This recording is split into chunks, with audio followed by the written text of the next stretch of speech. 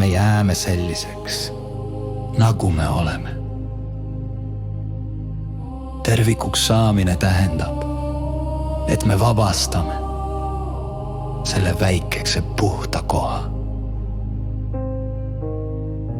mis on meis algusest peale, sest inimese südames on seeme, väike koht, kus ei ole ego ega uhkust ega isekust.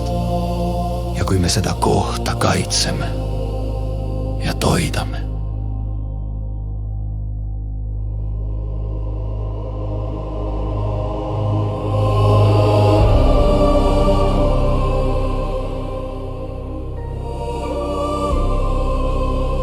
siis võib sellest kasvada midagi suurt. Mitte ego puu, vaid elu puu on lihtne elada impulsside järgi.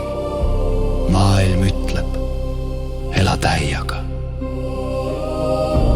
Võta kõik, mida tahad järgi, iga soovi, iga tungi.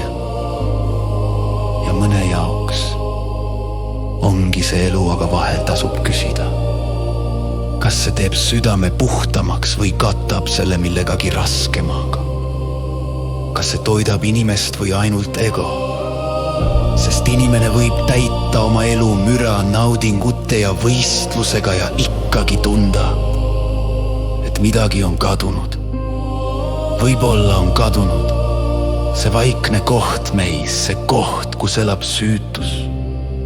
Mitte lapsik süütus, vaid puhas haavatavus. See hetk, kus inimene julgeb olla päriselt inimene. Ilma maskita, ilma uhkuseta, ilma vajaduseta olla üle teistest. See on haavatavus, mis ei ole nõrkus. See on haavatavus, mis on tugevam kui ego. Sest ego eitab müüra, aga süütus avab väravaid ja võib-olla just läbi selle vaikse haavatavuse saab inimene liikuda edasi sinna, kus süda muutub kergemaks. Kus inimene ei ela enam ainult enda jaoks. Kus ta õpib lahti laskma isekusest.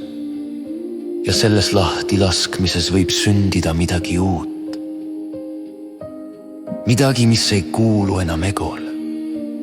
Midagi, mis on vabam ja võib-olla just seal algabki see tee, kus inimene leiab lõpuks rahu.